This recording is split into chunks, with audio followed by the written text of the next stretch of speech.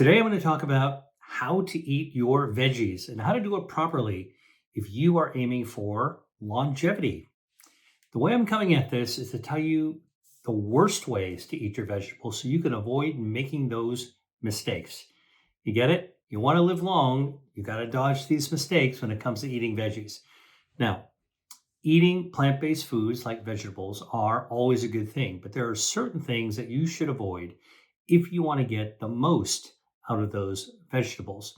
And this is actually very true for all aspects of your health, and it's true for longevity. So, if living long and living well is what you're aiming for, then you got to watch this video to the end. And by the way, if you're enjoying my content, hit the subscribe button and spread the word about what I'm actually doing here. All right, ready? Let's jump in. Mistake number one when it comes to eating veggies, if you want longevity, is ruining the health of your vegetables by overcooking them. Okay. Now, I like to cook, so I'm going to talk to you about this from my own experience. Overcooking is a super common mistake, especially for people who don't cook very often, but even people who do cook. All right. If you don't pay attention to your food while you've got a lot of things going on, it's very easy to let vegetables overcook. All right. And by the way, overcooked vegetables are probably why you didn't like vegetables when you were a kid. I remember eating broccoli or peas at my elementary school cafeteria. Man, they were terrible. Soft, mushy, mealy, overboiled, oversteamed. And however they did it, I can tell you the texture was terrible and the vegetable taste was non existent. All right. So when I went home, however, my mom, who was a great home cook, she always prepared the vegetables, even if they were similar vegetables like broccoli, in a completely different way. She stir fried, sauteed, stewed the vegetables, and she had spices and oils and garlic and all kinds of sauces on them. And I loved the vegetables that were cooked at home. All right. But it makes a difference in terms of your experience at cooking. Now, carrots, another food that when I had them in the school cafeteria, I hated them. It was like eating orange glue. All right. Carrots on home, on the other hand, whether it's in a stew or in a soup, they had a little bit of a slight bite to them, but they were tasty. And they took on the flavors of the other things that were actually in the pot as well. And I liked the carrots at home. So when I was young, I learned about the harms of overcooking vegetables because they had no taste. And that made me completely disinterested in eating them. But at home, when they were cooked properly, I really enjoyed them. So it turns out that when you overcook vegetables, one of the things that happens is that you can destroy the bioactives, the polyphenols that are in the vegetables. So think about it. You boil vegetables, you boil broccoli. All right. What happens is that hot water over time will leach away the vitamins and it'll leach away the polyphenols right into the bath that they're actually boiling away in. The hot temperatures degrade the polyphenols. All right. For example, the sulforaphanes that are found in broccoli or in bok choy, which you should never boil anyway. But all these plant-based foods have natural bioactives, polyphenols that are actually good for your circulation, good for your stem cells, good for your antioxidant activity to protect your DNA, good for lowering inflammation, good for immunity.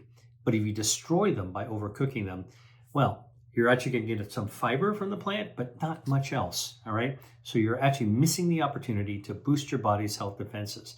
And if you want to live long, all right, you got to have good, strong health defenses the entire journey of your life. So that's one of the things that you can do to destroy the protective aspects of plant-based foods is by overcooking. All right. So whatever you do, don't overcook your vegetables. Don't oversteam them. Don't overboil them. Don't overbake them. If the texture starts to change and they lose their flavor, you've actually crossed that line. All right. Always reel it in a little bit before. Try to aim for your vegetables to be just right, just like pasta.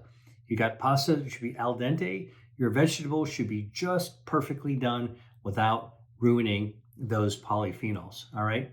Now, you might be saying, well, wait a minute, Dr. Lee, then what happens if I'm actually adding vegetables to a stew or a soup, right? Minestrone soup, for example, or lentil stew. What about that? All right. You chop up lots of veggies and you throw them into lentil stew or lentil soup. What about the vegetables there? Because you're going to cook those for a long time.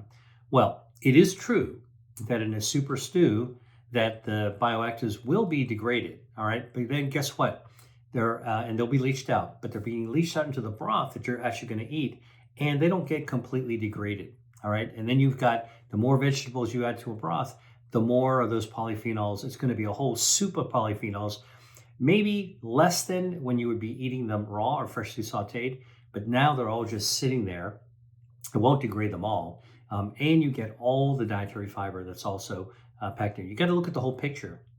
All right, it's true, cooking veggies in a stew or a soup will degrade some of those bioactives and it'll leach them out, but it's in the broth that you're actually going to eat. All right. And by the way, that's one of the things that you want to do is to sip on that broth because it's got all kinds of flavor. That lovely flavor that you get when you sip a soup, that's actually the result of all those nutrients also coming out into the soup. All right. Now, the other thing that we got to talk about with broccoli, as an example, is that if you are going to cook broccoli, don't throw away the stems. Now, I've done research looking at the potency of broccoli for cutting off the blood supply to tumors. That's anti-angiogenesis. And guess what? The florets, the treetops of the broccoli, actually are very beneficial. They're quite active. But when we compared the treetops, the florets, with the stem of the broccoli, broccoli is actually mostly stem and a little bit of treetop. If you go to a farmer's market, you'll see this. Get some broccoli. It really is this gigantic, like a baseball bat full of stem. A little bit of treetop.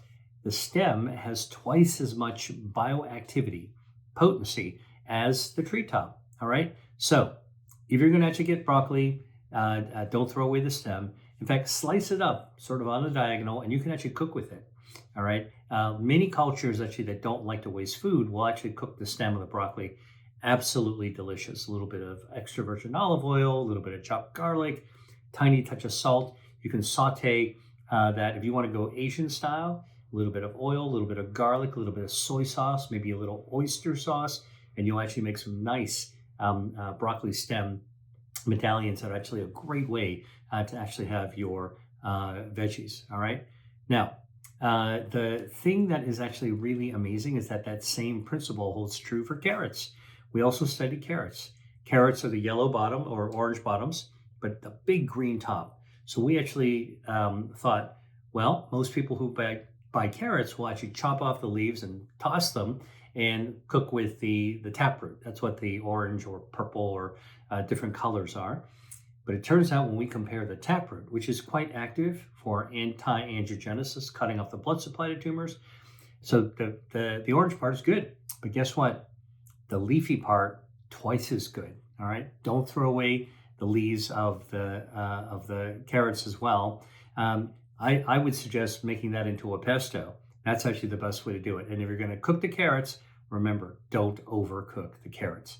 All right. So very, very important. One of the things I tell you about broccoli stems. Let's go back to that for a second. What else can you do if you don't really want to saute them? Stick them in a blender or a food processor and grind them up really fine and cook a soup. Now, in my first book, Eat to Beat Disease, I got it right here. I got a recipe that you're going to love. It is broccoli stem and oregano soup. And man, it is delicious. Very subtle, very sophisticated, but super easy to make. And it's actually made with the thing that most people don't cook with, which is the broccoli stem. So I encourage you to try it because it's got a lot of sulforaphanes in it. Really, really good. And by the way, the oregano in that soup recipe, guess what? Oregano has been shown to actually kill breast cancer stem cells.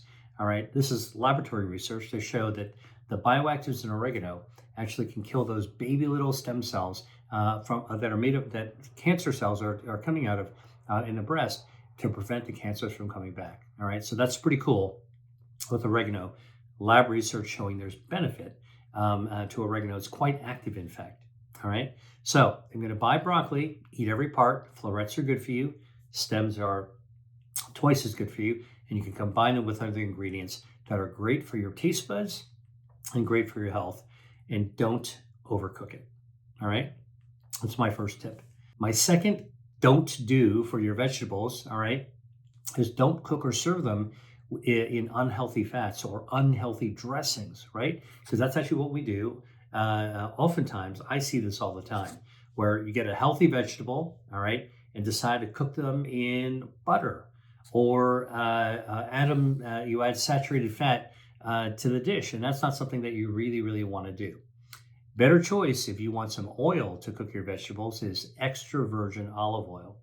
That is, unlike saturated fat, that is a polyunsaturated fat, extra virgin olive oil, and it also has polyphenols in it, like hydroxytyrosol and oleocanthal. Those bioactives in extra virgin olive oil, all right, can lower inflammation, boost your metabolism, cut off the blood supply to tumors, all kinds of benefits that you actually get if you just swap out the oil from butter. And by the way, butter tastes great. I admit that. But extra olive oil also tastes great, and you don't get the saturated fat. You get the polyphenols and you get the monounsaturated fat, which is the beneficial fat in extra virgin olive oil as well. Okay, so olive oil, extra virgin olive oil, anti-androgenic, anti-inflammatory, good for metabolism. That's actually what you should be using rather than an unhealthy fat that you're actually going to cook the vegetables with. Now, if you don't want to drown your vegetables in unhealthy fats, all right, I'll tell you a classic thing that I see. People steaming their vegetables and then just going in the fridge and pulling out a plastic bottle of commercial ultra processed salad dressing. Okay. You know, the thing that's called like buttermilk ranch or blue cheese or Italian. Listen, those kinds of dressings, I grew up with those things. They taste pretty good, admittedly. But if you actually take a look at the ingredient label, you will see all kinds of things you don't want to be putting in your body, including emulsifiers and chemical preservatives, sometimes artificial coloring, and even sometimes artificial flavoring. So on top of that, you're actually putting usually less than healthy fats. You're drenching a healthy vegetable with something that's not so healthy. So always look at the ingredient list, all right? You want to avoid sugar, added sugar. You want to avoid artificial coloring and flavoring, all those things we just talked about, all right? Why? Because those things in ultra-processed food, those ingredients, okay, those artificial ingredients will damage your gut microbiome, all right? Your gut microbiome and the healthy bacteria in your gut, you have 39 trillion of these bacteria. They're in your colon. And guess what? Those bacteria contribute to your health. They lower inflammation. They boost your immunity, so you're protected against invaders from the outside, like bacteria and viruses, as well as invaders inside your body, including cancer cells. So you don't want to be messing with your gut microbiome, all right? And yet, when you're actually drenching healthy veggies, even perfectly cooked, with these unhealthy fats and additives, you actually are spoiling the milk, so to speak. You're drowning them in materials and ingredients that are actually not good for your health. All right, very convenient if you want to buy it, but I would encourage you to make your own dressing if you want. How do I make my dressing? Extra virgin olive oil, balsamic vinegar, or some other kind of vinegar. I like to mash up an anchovy, which has got healthy omega-3 fatty acids. You know the kind, you can get them in a jar. They're packed in salt or brine, and they come out in little slivers. You take a metal bowl and add extra virgin olive oil, a little bit of vinegar, a little bit of an anchovy, some lemon juice. Smash it all up together. It's going to be really great. You can even put a dollop of mustard in there and mix it up, and you've got yourself a really amazing, powerful vinaigrette. That's a healthy way of making a dressing, as opposed to pulling out the pre-made, factory-made stuff with all those additives in it, which you don't actually want to have. All right. So I'm not against dressings on veggies. All right. You could actually make them really umami and taste great. Okay. But don't use the store-bought stuff. Now, this also goes for marinades for grilled vegetables, right? Another way to actually have veggies is you put them on the grill and they taste really good, right? Grilled bell peppers. I love to do that in the summer. I'm trying to think of other veggies you could actually grill. Grilled tomatoes actually taste great. Asparagus, another great veggie. But do not actually get one of those store-bought bottles, plastic bottles of dressing. Probably contains microplastics too, and get all this beautiful grilled veggie, and then just douse it with the store bought, factory made, ultra processed thing. You're going to drown it with unhealthy ingredients. So you're going to cook your vegetables, to cook them in a healthy way, but also if you're going to dress them up, which I think is a great idea. Try to avoid drowning them in saturated fat like butter, and avoid dousing them with ultra processed dressings or marinades. Not good for you. Okay. Now, another way to really enhance your veggies when you cook them is to use spices and herbs, right? So, rosemary, thyme, oregano, crushed chili flakes. These are all ways that you can actually combine with vegetables in order to be able to make them light up and give them a different flavor profile. So, you're not just getting that boring boiled broccoli that you used to have in the school cafeteria. So many recipes. If you want to actually check one out, just go to Google and search broccoli, for example, and thyme or chili flakes, and you'll actually see how other people do it if you hit video as well. All right. Stay curious when it comes to actually cooking foods, enhancing flavors. And when you're traveling, this is what I do when I'm actually traveling. I'm always on the lookout for how other cultures and other cooks, including at restaurants, the chefs, how do they prepare their foods in ways that I wasn't familiar with? But actually, man, does that taste really good? Then I jot a little note down on my phone. I take it back home with me, and I try it out myself. All right. So again, that's another trick. If you want to make sure that you're getting the most out of your veggies, especially if you want longevity. All right.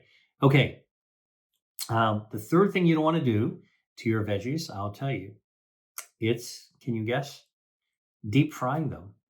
Now, look, who doesn't like crunch, right? So if you take like a tempura, a vegetable tempura, right? Tastes really great, golden brown, crunchy, delicious.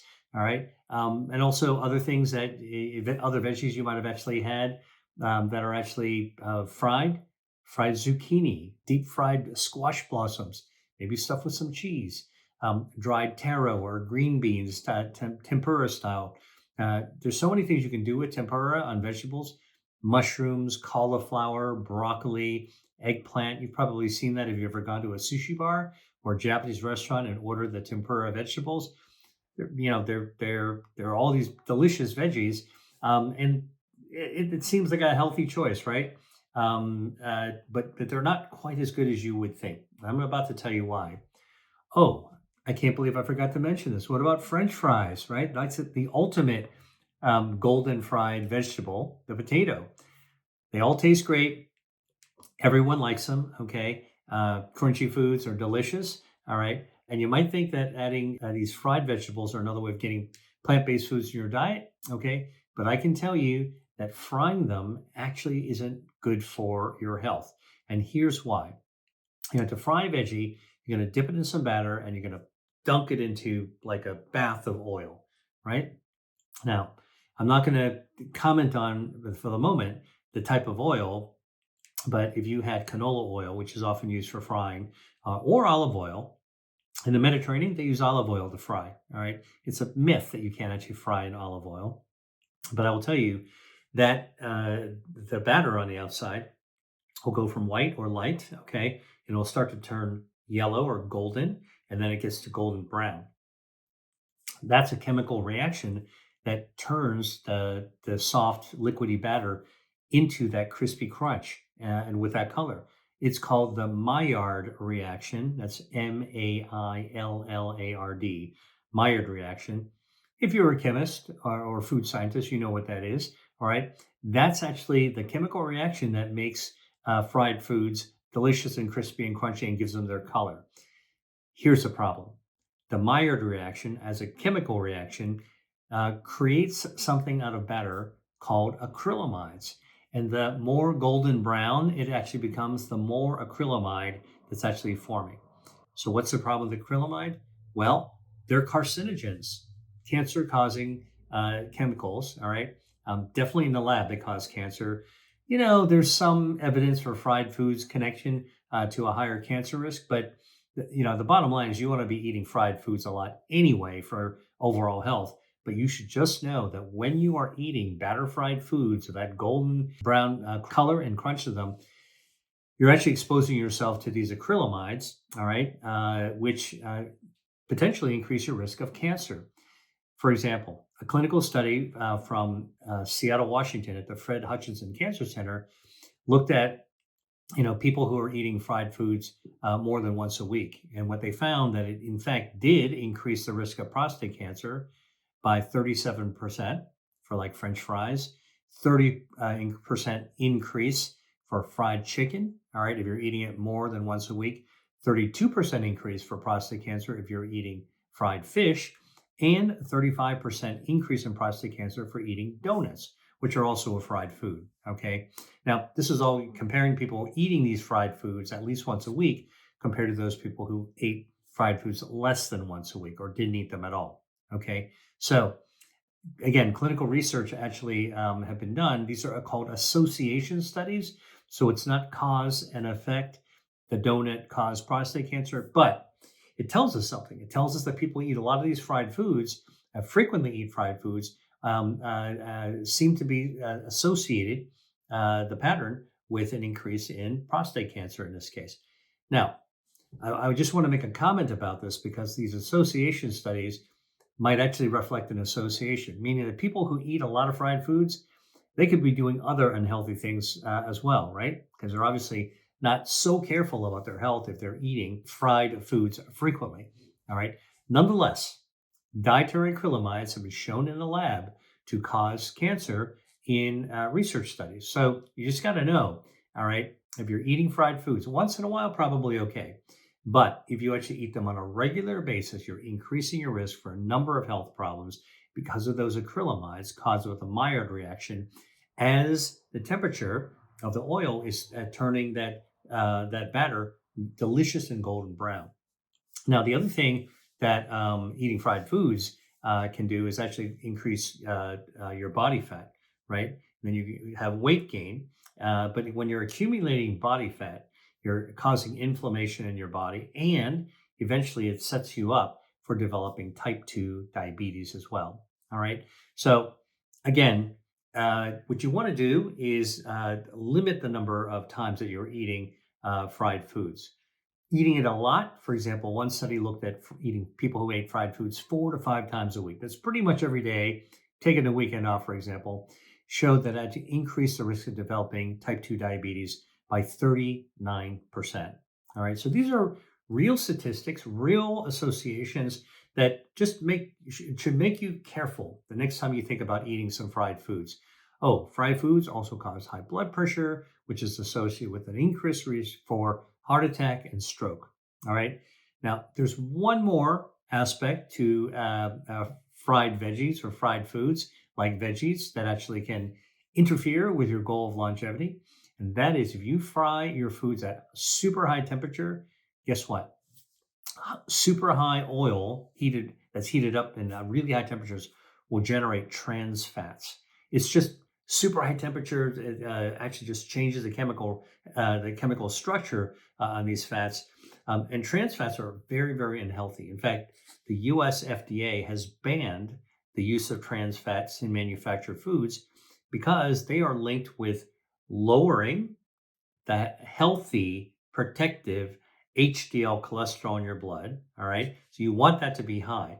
All right. And it actually, trans fats increases inflammation in the body. And this can actually increase your risk of cardiovascular disease. So that's why trans fats were banned in the food industry. But frying in oils like corn oil or canola oil, if you heat it up really, really high, you can actually generate these harmful trans fats right into the oil, and then they actually wind up dissolving or binding into the food that you're frying as well. Okay, so what's a better way of enjoying vegetables if you like them to be crispy. That's what people ask me all the time. They're like, "Man, Dr. Lee, I really like fried food. So, what do you have? Do you have an alternative to them?"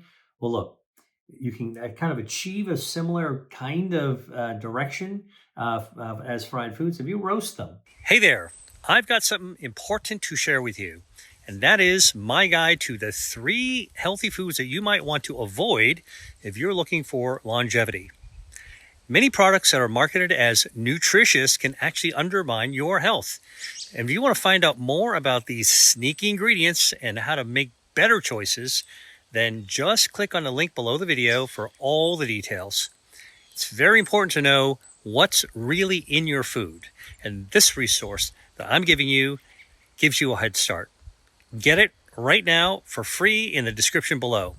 Or you can access the guide by scanning the QR code on the screen with your smartphone. Now, let's jump back into the video. So, what's a better way of enjoying vegetables if you like them to be crispy? That's what people ask me all the time. They're like, "Man, Dr. Lee, I really like fried food. So, what do you have? Do you have an alternative to them?" Well, look, you can kind of achieve a similar kind of direction as fried foods if you roast them or bake them on a cookie sheet, okay, on an oven with a little bit of extra virgin olive oil. This is another alternative to deep frying them. And if you really want to fry them, use an air fryer because an air fryer, which kind of looks like a giant a crock pot, okay, like a giant crock pot. You throw them in there, and it really spins super hot air around in order to crisp them up. That will still generate some acrylamides, honestly, but at least you're not actually creating trans fats out of that. Now, roasting is a way that I like to actually have vegetables as well. And if you were talking about like carrots, one of my favorite things to roast, or sweet potatoes, or beets, or yams, that's a great way to actually, in a healthy way, that's an alternative to deep frying your vegetables. In the summertime, I'll grill some vegetables, grilled corn. I like grilled corn, but grilled asparagus, another way. And although the smoke from the grill that rises up and coats the vegetables, that smoke's not actually very healthy. It turns out that you want to be really, really careful, especially if you're cooking your vegetables next to meats that you might be grilling as well, right? So classic thing, summer, you're setting it up, you throw in some steaks in the grill, you take some asparagus or peppers on the side, you're grilling right next to it. Well, guess what? Turns out, and research has shown this, that the fat that drips from the meat onto the grill, whether you're using coals or whether you're using a gas grill. Once the fat drips down, hits that super hot temperature, flares, smokes up. The smoke actually contains carcinogens from that grilled meat. These are called polycyclic aromatic hydrocarbons. I know it's a tongue twister. All right, even for me. Let's call them PAH, polycyclic aromatic hydrocarbons. That's actually a byproduct of grilled meats when the fat drips down onto the hot surface and smokes back up.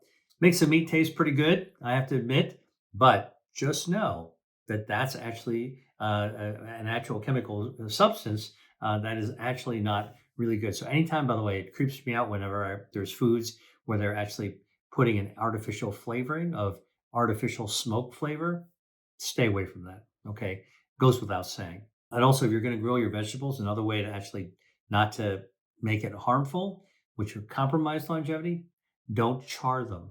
All right, you got to keep your eye on, you got to keep your eye on the grill when you're cooking. Actually, any surface when you're cooking. But if you're grilling veggies, don't let them catch on fire or burn to a crisp. That black stuff that occurs, the char, totally not good for your health. Compromises your ability to live long and prosper. All right. Now, for the rest of this video, I'm going to answer some of the questions that people throw me to ask about veggies and longevity. All right. So the first one is, what veggies should I concentrate on if I want to get the best health benefits and best longevity? And here's my answer. There's no single food, not even a vegetable, that is the magic bullet or the magic superfood for health or longevity. And don't listen to what people are saying, like this is a superfood you have to eat all the time. The body loves diversity, and different vegetables have different types of polyphenols, and your body craves them all. Your body can benefit from having lots of different types of vegetables. So when you hear, the old saying of eat the rainbow, what it really means is to eat diversely. So you don't literally have to eat every single color that's out there, but if you just go to the produce section, you can kind of see the reds, the greens, the oranges, the browns, the blues. Uh, Grab those and eat among them and rotate it and mix them up over the week. That's actually what's the best way to eat. Not so much what's the best vegetable, but eat colorful vegetables on a regular basis over the course of the week. All right. By the way, those colors of the vegetables, they reflect the polyphenols, right? There's certain polyphenols, healthy polyphenols that make a vegetable red or an orange or a green. That's what you need to know. The color of the food is a signal that there's actually something beneficial in it from a polyphenol perspective. And that's why you want to actually eat colorful foods. And by the way, these vegetables also help you fight harmful body fat by activating your metabolism. So, therefore, your healthy cells are actually going to be able to thrive and not get squashed or inflamed by the presence of extra harmful body fat. And by the way, this is to get the benefit of polyphenols from veggies, from these colorful veggies. This is why I actually say eat locally, because if the food doesn't have to travel very far, and seasonally, meaning then food that's picked at their ripest and don't have to travel far, that's where you're actually going to get the highest amount of the good stuff in the food that you eat. All right, local and seasonal. And that's also, by the way, where the fruits and vegetables also taste their best. Okay. And when food is ripe, that's often when they have the highest levels of polyphenols as well. All right. So the basic things you want to think about, if you want to actually live long and prosper, so to speak, is don't do the things that I say. Don't overcook. Don't smother them. Don't fry them. All right. Treat them well. Buy them locally. Buy them when they're in season, when they're ripest. And that's how you're going to get the most out of the veggies that you actually get from the polyphenols. All right. Now, organics actually will have higher polyphenols because people always say, well, what are the highest polyphenol vegetables? And what I tell you is that for any one vegetable, if you actually get an organic version, it's actually going to have higher polyphenols. And here's the story behind organics and polyphenols. It used to be that when organic foods were thought to be best, it's because they didn't have chemical pesticides sprayed on them, right? They were supposedly raised more naturally. Well, it turns out that when you grow organically, all right, you have naturally more bugs, little flies and pests flying around the garden, okay, or the fields. And those little flying insects will nibble on the stems and the leaves of the plant that produces the food, the veggie or the fruit. And that nibbling is an injury to the plant. And the plant makes polyphenols to heal itself. That's why the fruit of organics, which are grown more naturally, have a lot of polyphenols. All right. So that's the reason to actually buy organic. And the other reason to buy it is that if there's veggies or fruits where you can't peel it, all right, like an apple, you can peel, but there's some other fruits and veggies you can't peel, right? You're not going to be peeling an eggplant, for example. All right. Well, it turns out the pesticides will soak into the skin, the outer skin. They can even penetrate as far as 20% into the skin, and you'll never wash that off. All right. So if you buy organic, less chemical additives and more polyphenols that are good for you, that's a good equation. Now, some people say, well, the cost of groceries have been, going up, and I really can't afford organic, or I can't find organic in my grocery store. No problem. Go to the frozen section and you can find frozen organic vegetables. They are always going to be cheaper, and they've still got all those good polyphenols locked in. All right. So frozen vegetables make eating healthy and eating organic much more affordable. All right. Another question I actually get is, do vegetables play a role in gut health? Like, what about the microbiome? Answer: absolutely. Veggies contain dietary fiber, which feeds your gut microbiome, and the polyphenols in the vegetables, right? So let's think about it: carrots, bell peppers, tomatoes, onions, all these types of polyphenols are prebiotic, which means that they actually feed your gut microbiome. It's like fertilizer you put onto your microbiome, helps them thrive. So vegetables is good for your gut health. Your gut bacteria thrive when you feed them veggies. They love that fiber. They love the polyphenols. And how do they pay us back for feeding them? They lower inflammation, gut bacteria. They boost immunity, protection, all right? And they communicate to your immune system in addition to communicating with your brain. Your gut bacteria basically text messages your brain and helps your brain release social hormones. So you're going to actually be in a better mood as well, all right? I can tell you that this is one of the ways that I recommend that you don't treat your vegetables if you want to optimize your longevity. And on the other hand, these are ways to there are ways that you can optimize the healthy aspects of veggies as well. Hope you learned something from this video. And if you liked what you have seen, don't forget to hit subscribe. Thanks for watching, and I will see you on the next video. Dr. Lee out. Hi there. If you enjoyed watching this video, I know you'll love the next one. Stay here and check it out, and I'll see you there.